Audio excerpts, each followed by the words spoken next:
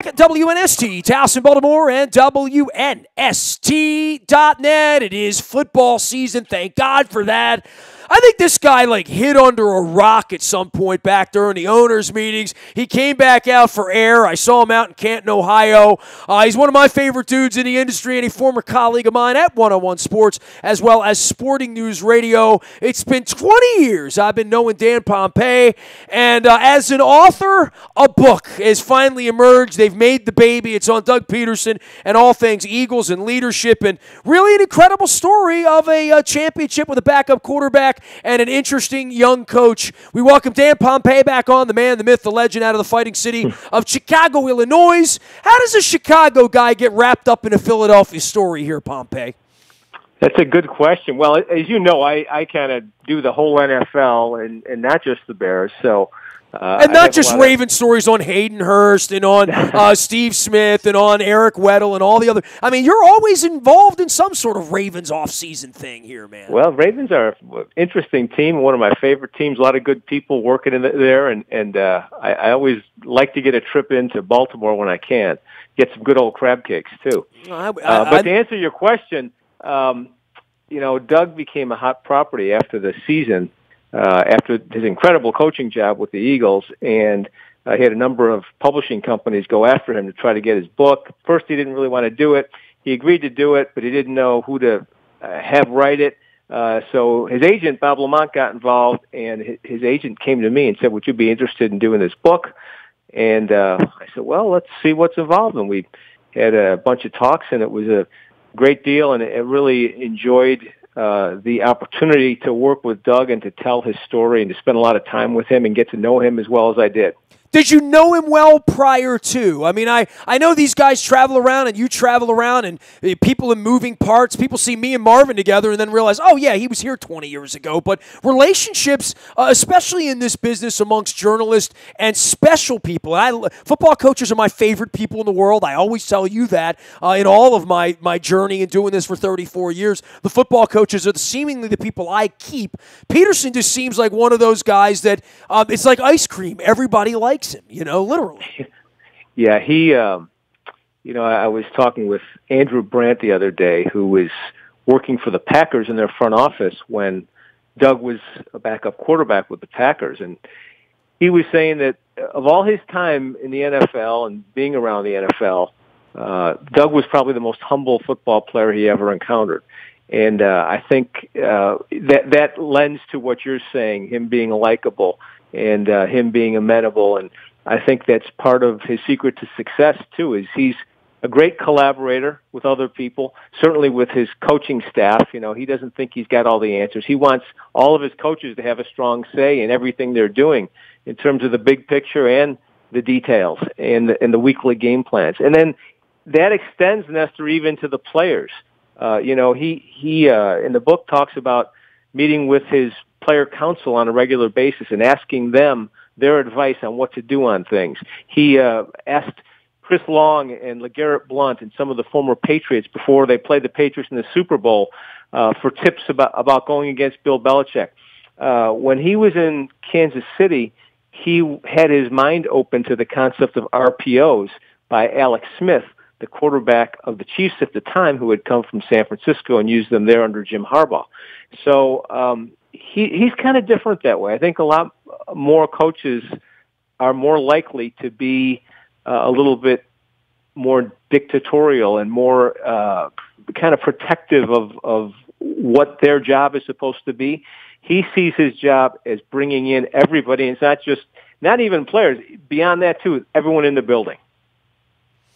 The amazing part for me is this period of his life where, and I know, famously people go on missions around the world and they do things, certainly, in the Mormon religion, and I've met many people that have been all over the world. He went to Calvary Baptist Academy in Shreveport, Louisiana in the middle of a career, literally, right?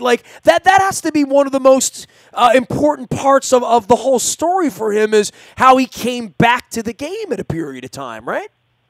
Well, what happened is he finally decided he had enough of playing a backup quarterback after 14 seasons of bouncing around in the NFL, being cut 8 times and having to face another challenger for his job every year. And he had a good run as a player, though. I mean, really good run. Didn't play a whole lot, but I mean, was able to learn from guys like Don Shula and Mike Holmgren and Andy Reid, and play with quarterbacks like Dan Marino and Brett Favre. And he finally decided he was done, and he didn't know what he wanted to do. And he had an offer to go coach football at Calvary Baptist in Louisiana. And he thought, you know what, maybe I'm supposed to be there. And he went there, and he turned around their football program. Had a really unconventional offense. He took risks. He kind of adopted his fearless approach there, and it was a great experience for him, I think, that really planted his roots as a coach and gave him the confidence to do the kinds of things that we've seen him do in Philadelphia that helped him win a Super Bowl. Well, the book is out, and you can go check it out. You can also find Dan Pompei anytime, anywhere out on the internet, writing about, used to just be Chicago stuff, but he covers the whole league. Of course, at Bleacher Report, The Athletic, WSCR in Chicago, as well as at Dan Pompei. And the book is out. You can go grab that anytime, anywhere. Fearless is the book. Let's get on to the Ravens real quick, because I don't have you long here. This whole Flacco-Lamar Jackson thing through preseason has played out, and clearly Flacco has more weapons. He feels healthier. There is a lot of optimism in the land of pleasant living here for the Ravens to be playing football in January, Dan. Yeah, interesting. I mean, you know, I always look at the Ravens as a contender every year, just about. I never want to underestimate that team because they're well managed, they're well coached. And always, you know, even though they've had changing faces on the coaching staff, it seems like every year John Harbaugh brings them together. And that even goes back to when Brian Billick was there. I mean, they've always been a well-prepared team and a team that, you know, I think they draft well and they bring in the right kinds of players. They sign the right kinds of free agents. They always have character, and they know how to compete. And, you know, when things go right for them, they don't get too many injuries. It seems like they're always in the mix, and I kind of see them again that way this year. And it'll be interesting to see if Joe Flacco has a resurgence and if Lamar Jackson can contribute in exciting and different ways. And I think they're going to be a handful for defensive coordinators to prepare for. I know that. And I can't wait to see what happens. Are you buying into the Boston breakup and Belichick and I mean, it's certainly there's been a lot of drama and a lot of palace intrigue out of there. And that's something that they've managed to avoid for 20 years outside of, let's say, Aaron Hernandez, right? Yeah, for the most part. You know, I think, you know, it's hard in the NFL to have any kind of, you know, long tenured program, even if you're winning. I mean, obviously, if you're not winning, you have no chance of it. But it's just hard because people get different agendas. There's a lot of external pressures from the outside. The Patriots have done it as well, better than any team in history, because I think what we're dealing with now is a different dynamic than what we're dealing with even 20 years ago. So, you know, great credit to Robert Kraft and Bill Belichick and, you know, the people who run that organization for that. But yeah, there's probably some things that are pulling them apart at this point a little bit, and whether or not they can manage those things will be another test and another challenge for those people in that organization.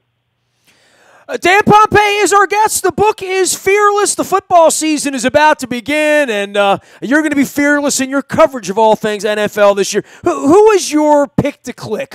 Who's the sexy team this year? I keep hearing Rams, and we had them in here about 2 weeks ago. I think there's reasons to like a bunch of teams in the league, but who's your flavor of choice this year? Who's the team to watch, Dan?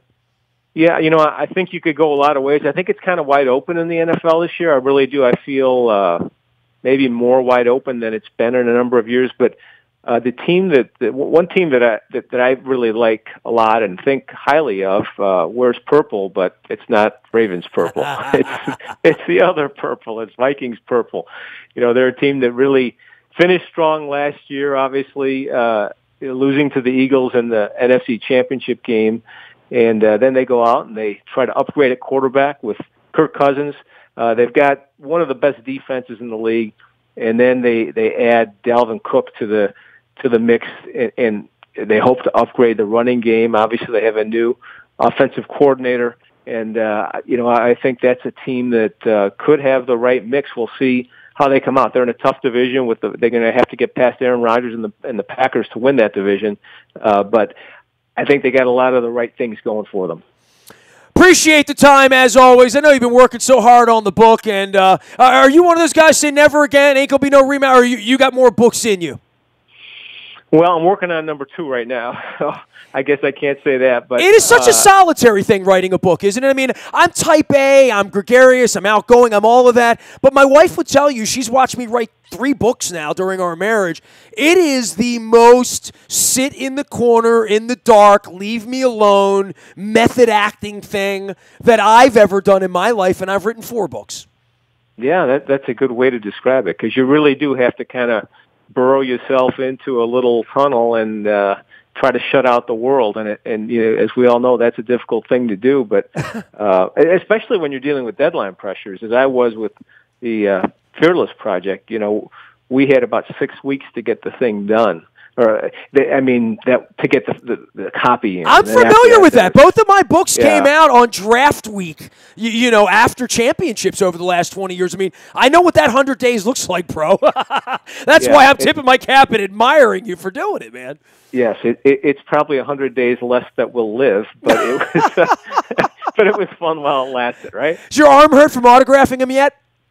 No, they don't. Well, then we're not selling enough. Let's sell more. I tell people, if I sign your book, it will devalue in price immediately. So I don't think they want. The only thing people want my signature on is checks as a rule. Did you get bonus cheesesteak action in Philly? You doing a bunch of signings up there? No, I'm not. Doug is doing some signings up there. And he's the guy that they want their autograph for, not me. All right. Well, I'll bring you into Philadelphia and get you some cheesesteaks and do all that. Take care. Enjoy what's left of the summer, and I hope to see you. Because, when I see guys like you and the Peter Kings and all the big shots of sports writing in the NFL, I know the Ravens are doing well. If we're 2-8, I probably won't see you. Well, so, I hope to see you. I always like to come to Baltimore. Hope to see you in December and January. Great to have you on. Dan Pompei, the book is Fearless. He is fearless, and always appreciative of his time. And, of course, my former Kemosabe out at the Sporting News Radio Network. Follow him at Dan Pompei as well as Bleacher Report, and where all great NFL writing is, and the book is Fearless. You can find me out on the buyatoyota.com audio vault 24 hours a day from anywhere in the world on your mobile device by downloading the TuneIn Radio app. We do come in crystal clear from anywhere in the world by downloading the TuneIn Radio app. It's free. It's easy. Listen what you want, when you want, where you want, how you want. It's the buyatoyota.com audio vault. I am Nestor. We are WNST.net, AM 1570, and WNST Towson, Baltimore. And we never stop talking Baltimore sports.